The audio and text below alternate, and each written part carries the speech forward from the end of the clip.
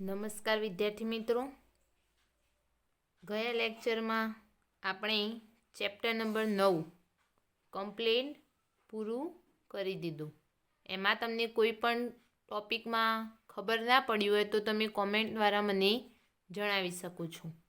હવે આજે આપણે એક નવું ચેપ્ટર નંબર 10 રેખાઓ, એ ચેપ્ટર આજે આપણે સ્ટાર્ટ કરીએ. તો રેખાઓ પહેલાં આપણે જે આગળ ધોરણ 8 થી 10માં માહિતી મેળવી દીધી છે એ પહેલાં સમજી લઈએ, પછી આપણે રેખાઓ વિશે સમજીશું. તો આપણે જોઈએ કે ચરણો કોને કહેવાય. બધાને ખબર જ હશે, પણ એકવાર રિવિઝન આપણે એનું કરી દઈએ. તો પહેલાં જોઈએ ચરણ અને તેના યામાક્ષો. તો આપણને કાર્તેજીએ આમ પદ્ધતિમાં બધાને ખબર જ હશે, આ એક્સ અક્ષ, આ ઊભી હોય એ વાય અક્ષ. જેમાં અહીંયા પ્રથમ ચરણમાં એક્સ અને વાય અક્ષ બંને ધન હોય. બીજા ચરણમાં વાય અક્ષ એ ઋણ અને એક્સ અક્ષ એ ઋણ અને વાય અક્ષ એ ધન હોય. આ એક્સ ડેશ અને વાય ડેશ. ત્રીજા ચરણમાં બંને ઋણ હોય અને ચોથા ચરણમાં એક્સ અક્ષ ધન અને વાય અક્ષ ઋણ હોય. તો આ યામ સમતલમાં 4 ચરણોમાં પ્રથમ, દ્વિતીય, તૃતીય અને ચોથા ચરણમાં એક્સ અક્ષ અને વાય અક્ષ વિશે આપણે ચરણો જોઈ લીધા. હવે આપણે જોઈએ આ યામ સમતલ આપેલું છે, એ યામ સમતલ એ ક્રમયુક્ત જોડ બનાવે. આ બેની જે ક્રમયુક્ત જોડ બનાવે છે એ ક્રમયુક્ત જોડને બે ગણ દ્વારા આપણે દર્શાવીએ છીએ. તો 2 ગણ છે. આ ક્રમયુક્ત જોડ બની પ્લસ પ્લસ, આ માઇનસ પ્લસ, એ ક્રમયુક્ત જોડને આપણે બે યામ સમતલના 2 ગણ છે. એટલે કે r² r ક્રોસ r પણ લખી શકીએ. અને તેને ગણ દ્વારા આપણે દર્શાવીએ તો એક્સ વાય, જ્યાં એક્સ અને વાય બિલોંગ્સ ટુ વાય. આ r² એ આ સમતલનું છે, એને ગણ દ્વારા દર્શાવીએ તો એક્સ અને વાય, જો x y belongs to r. એમાં આજે એક્સ અક્ષ રહી એ એક્સ અક્ષ એક્સ અને વાય અક્ષમાં 0, જ્યાં એક્સ બિલોંગ્સ ટુ r. એટલે પહેલાં એક્સ અને પછી 0. વાય અક્ષ આપેલી હોય તો પ્રથમ 0 અને પછી વાય, જે વાય બિલોંગ્સ ટુ r થાય. તો આ ચરણો વિશે આપણે માહિતી મેળવી દીધી યામ સમતલમાં. હવે આપણે જોઈએ અંતરસૂત્ર, જે ધોરણ 10માં ઓલરેડી શીખી લીધું છે. અંતરસૂત્ર તો આ યામ સમતલમાં એ x1 અને y1 આપેલા હોય, બી x2 y2 આપેલા હોય, તો એનું અંતરસૂત્રનું સૂત્ર શું થાય એ જોવાનું છે. તો અહીંયા લખીએ, જો એ x1 y1 અને બી x2 y2 એ યામ સમતલના 2 ભિન્ન બિંદુઓ હોય તો ડી ઓફ AB, અથવા એને AB પણ આપણે ડિસ્ટન્સ, અંતર એટલે ડિસ્ટન્સ ઓફ AB, अथवा ए बी द्वारा पण दर्शावी शकाय। तो एनु सूत्र छे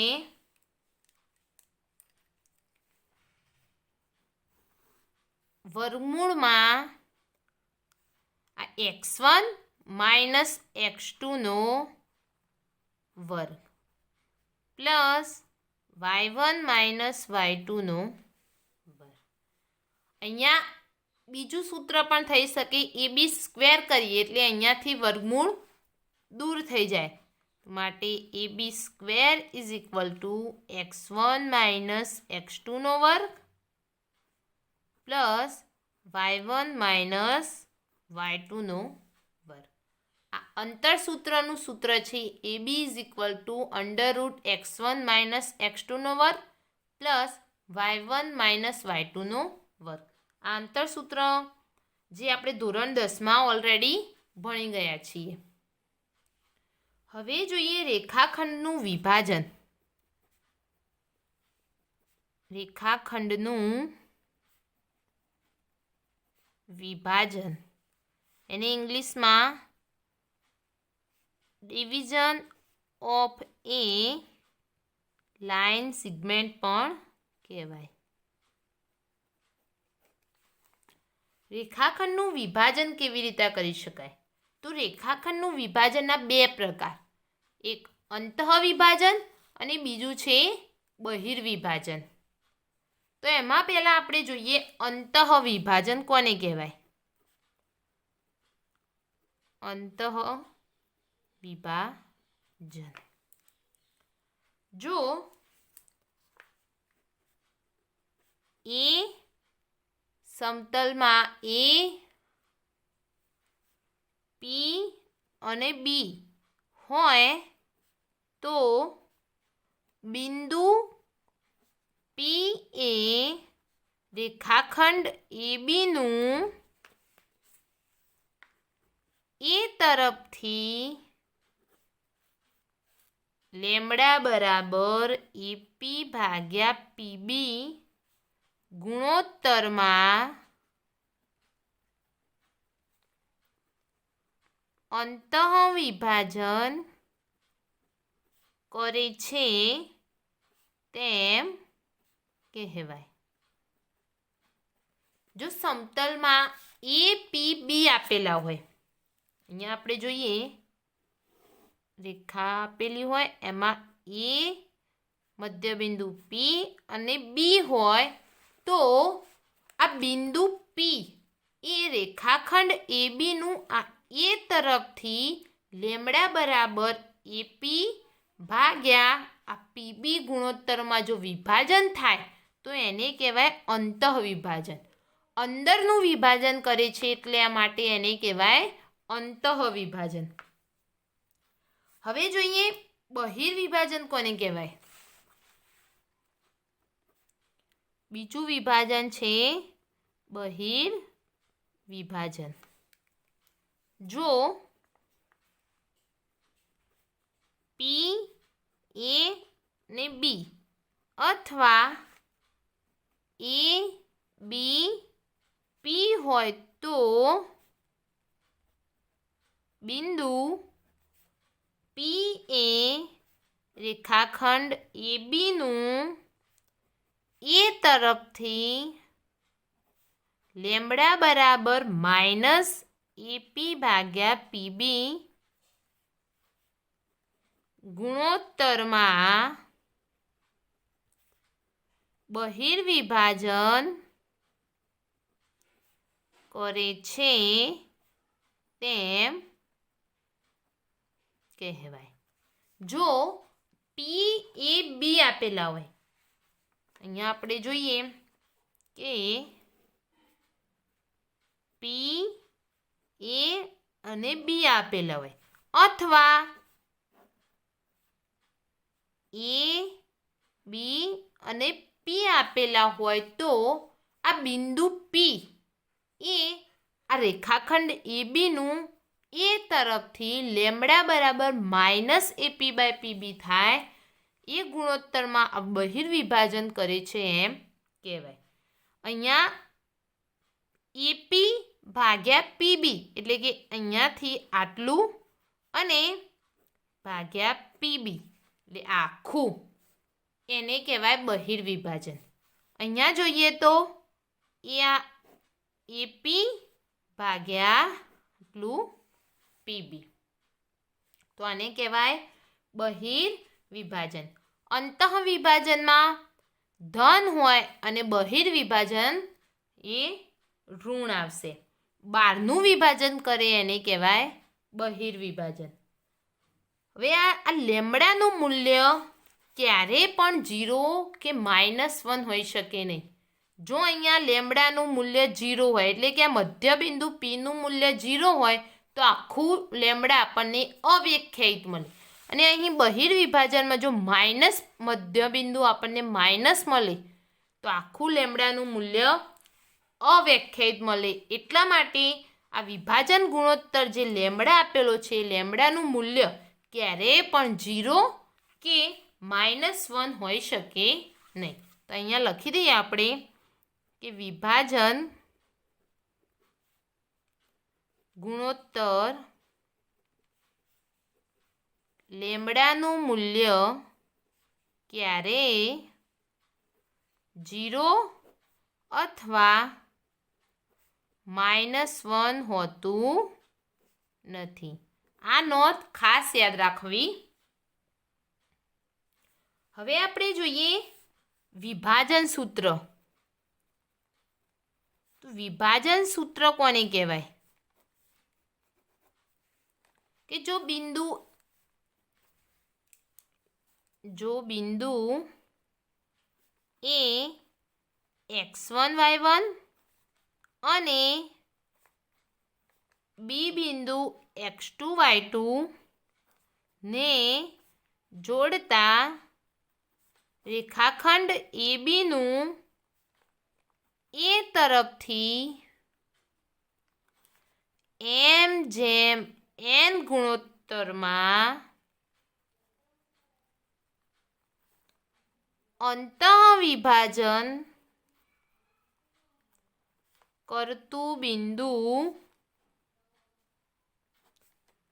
P(xy) હોય તો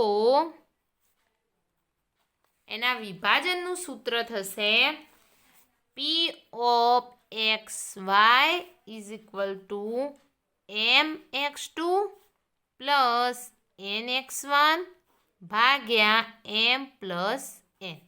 એવી જ રીતે આપણે y માટે લઈએ તો my2 + ny1 ભાગ્યા m + n.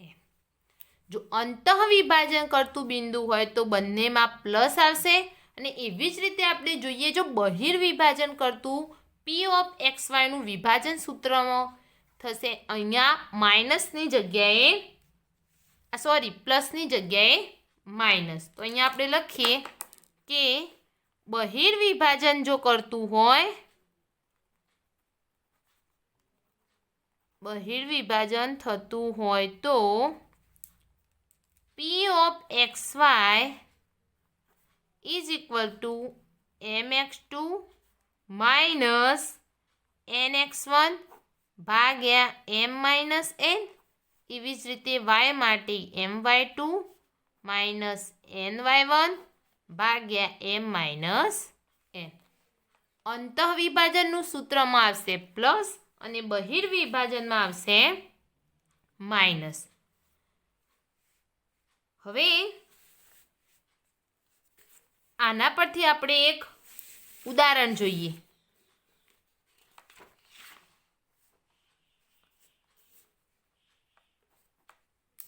કે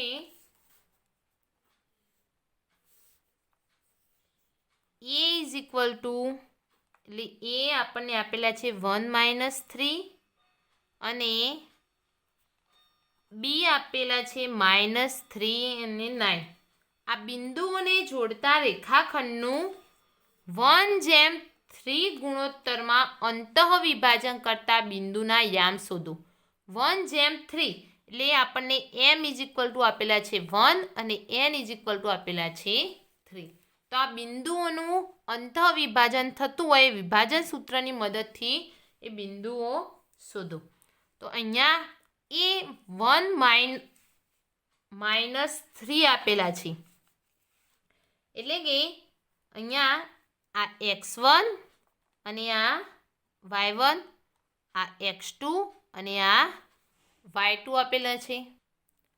તો આપણે આ વિભાજન સૂત્રમાં વેલ્યુ મૂકીએ તો m બરાબર 1, x2 એટલે કે -3 પ્લસ n એટલે 3, x1 એટલે 1 ભાગ્યા m પ્લસ n એટલે 1 પ્લસ 3. હવે y માટે જોઈએ તો my2 એટલે 1, y2 એટલે 9 પ્લસ ny1 એટલે 3, y1 એટલે -3 ભાગ્યા m પ્લસ n એટલે 1 પ્લસ 3. હવે અહીંયા -3 પ્લસ 3 કેન્સલ, તો આખું પદ થઈ જશે 0. અહીંયા 9 આ 3 -3 એટલે -9 એ પણ થઈ જશે 0. તો આપણે અંતઃ વિભાજન કરતા બિંદુઓના યામ આપણને આ બે મળ્યા 0, 0. હવે જો m = n હોય, જો m બરાબર n હોય તો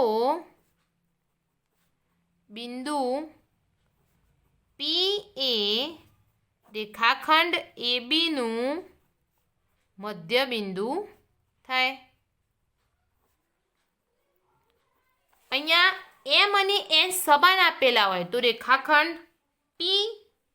બિંદુ P એ આખા રેખાખંડ ABનું મધ્ય બિંદુ થાય. એટલે એના માટેનો મધ્ય બિંદુના યામ P of xy આપણને મળશે x1 પ્લસ x2 ભાગ્યા 2 અને y1 પ્લસ y2 ભાગ્યા 2. આ મધ્ય બિંદુના યામ આપણને મળ્યા. હવે એક નોંધ યાદ રાખવી કે જો રેખાખંડ ABનું જે બિંદુ તરફથી વિભાજન થતું હોય એ બિંદુને આપણે એના યામ x1 y1 લેવા અને જે બીજું અંત્ય બિંદુના યામ આપણે x2 y2 લેવા. ધારો કે એ બિંદુ આપેલું હોય પહેલું તો એના યામ x1 y1 લેવા અને જે બી બિંદુ હોય એનું x2 y2. અને જો કદાચ બી આપેલું હોય તો એના યામ પ્રથમ x1 y1 લેવા અને બીજા અંત્ય બિંદુના x2 y2 લેવા. તો એ ખાસ નોંધ યાદ રાખવી કે જો રેખાખંડ ABનું જે બિંદુ તરફથી વિભાજન થતું હોય તે બિંદુના યામ x1 y1 તરીકે લેવા અને બીજા અંત્ય બિંદુના યામ x2 y2 તરીકે લેવા. હવે આપણે જોઈએ ત્રિકોણનું ક્ષેત્રફળ. ત્રિકોણનું ક્ષેત્રફળ શોધવાનું સૂત્ર એ પણ 10મામાં આવતું હતું. એને ઇંગ્લિશમાં કહેવાય એરિયા ઓફ એ ટ્રાયેંગલ.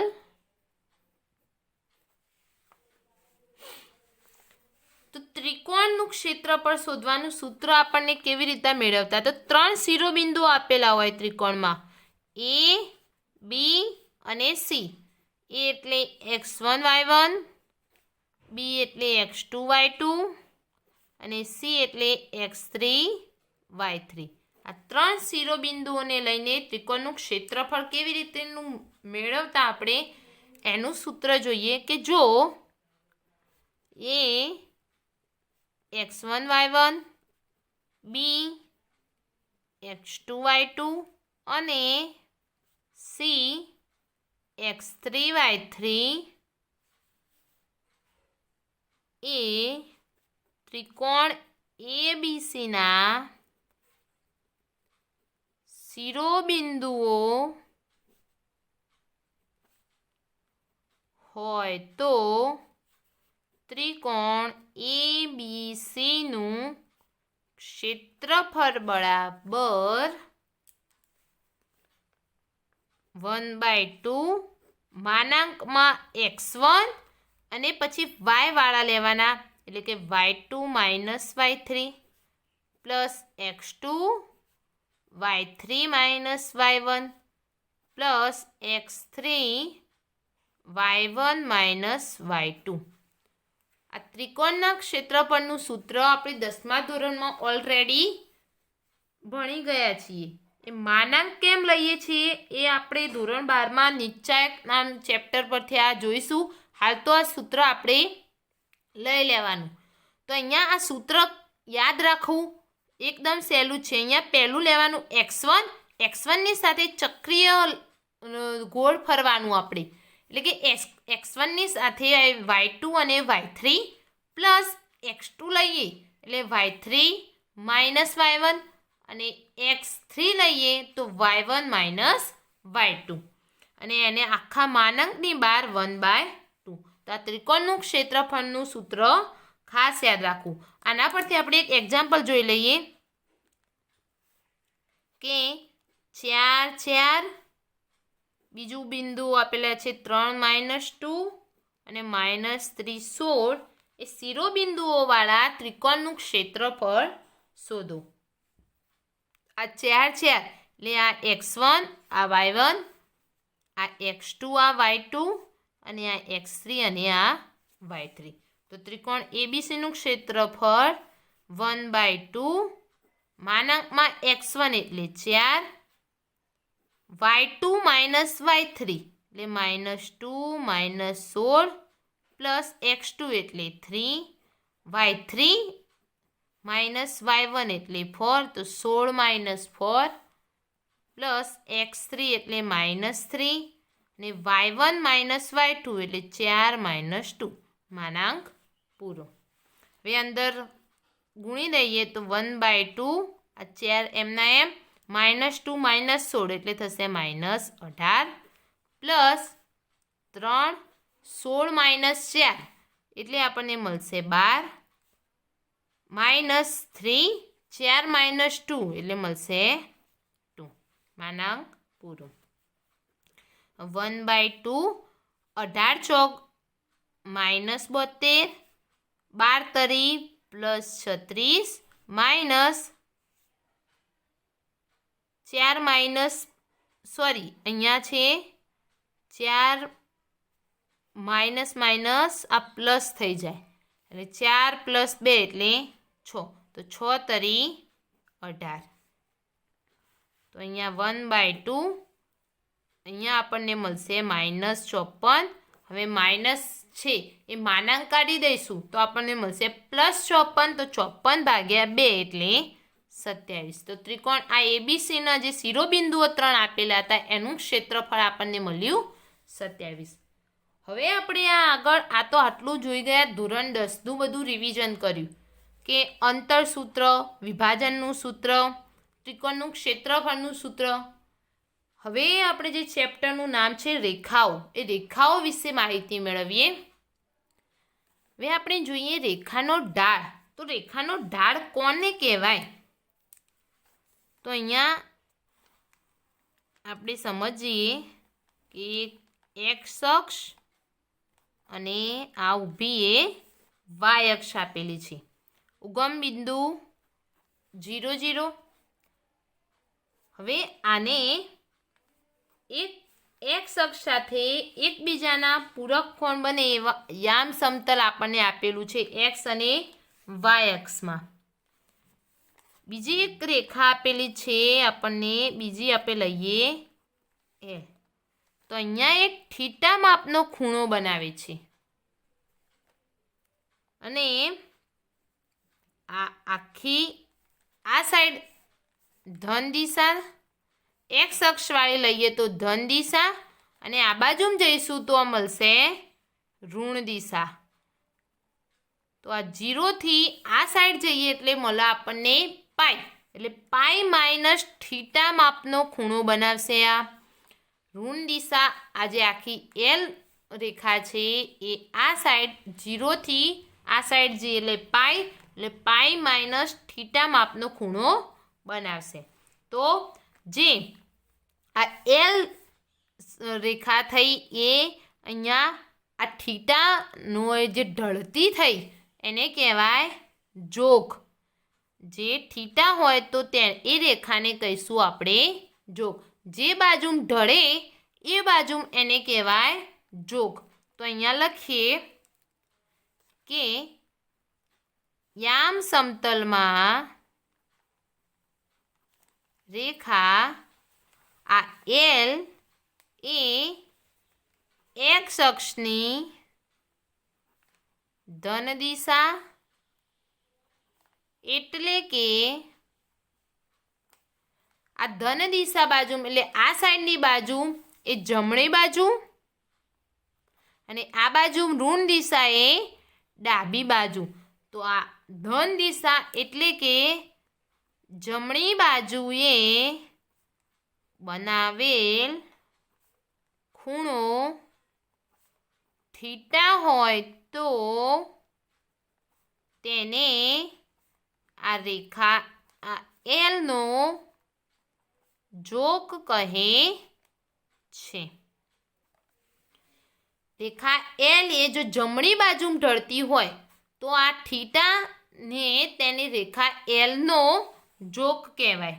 જો થીટા એ 0 કરતાં નાનો અને 180 કરતાં મોટો એટલે કે 0 less or equal to theta less or equal to 180 અંશ હોય.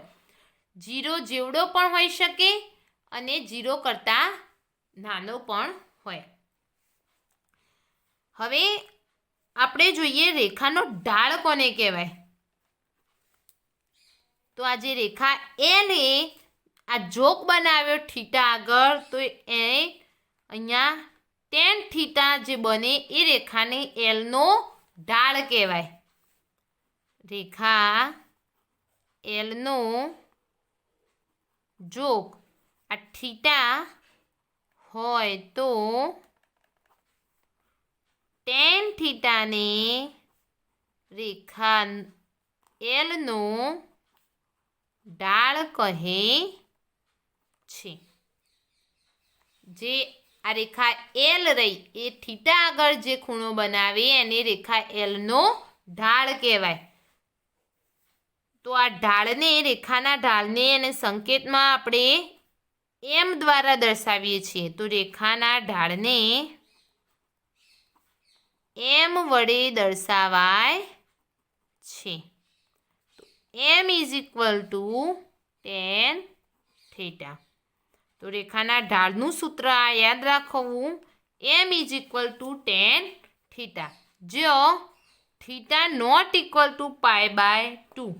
કેમ કે જો π/2 હોય તો આખી અહીંયા π/2 એટલે શિરોલંબ રેખા થઈ જાય. તો શિરોલંબ રેખા એ ઢાળ આ સમક્ષિતિજ સાથે આ બાજુ મેં ના ઢળે, ડાબી સાઈડે ના ઢળે કે જમણી સાઈડ પણ ઢળતી નથી. એટલે એ ઢાળ બનાવ્યો કહેવાય નહીં. એટલા માટે આ થીટા π/2 હોય નહીં. અને અહીંયા 90 માટે 10નું મૂલ્ય અવ્યાખ્યાયિત છે. એટલા માટે થીટા એ π/2 હોઈ શકે નહીં.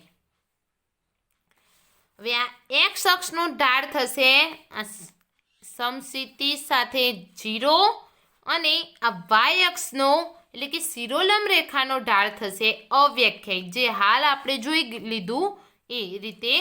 તો અહીંયા લખીએ એક્સ અક્ષનો ઢાળ એમ બરાબર આપણને મળશે 0 અને વાય અક્ષનો ઢાળ એમ ઇઝ ઇક્વલ ટુ અવ્યાખ્યાયિત થાય. કેમ કે શિરોલંબ રેખા બને છે એટલા માટે. હવે જો 0 less than theta less than 90 અંશ હોય તો અહીંયા 0 થી આ 90 અંશ સુધીનો ખૂણો હોય તો એ ખૂણો લઘુકોણ બને. તો જો લઘુકોણ હોય તો રેખાનો ઢાળ એ 0 કરતાં હંમેશા મોટો મળશે. એટલે કે ધન હોય. અને જો 90 less than theta less than 180 અંશ એટલે કે ગુરુકોણ હોય તો રેખાનો ઢાળ એ હંમેશા 0 કરતાં નાનો એટલે કે આપણને ઋણ મળશે. જો થીટાનું વેલ્યુ એ 0થી 90ની વચ્ચે હોય તો રેખાનો ઢાળ એ આપણને ધન મળશે, અને જો થીટાની વેલ્યુ 90થી 180 એટલે કે 90 કરતાં મોટું અને 180 કરતાં નાનું હોય તો આપણને ઢાળ ઋણ મળશે. અહીંયા સુધી આપણે આ લેક્ચર રાખીએ. હવે આવતીકાલે આગળ ટોપિક જોઈશું.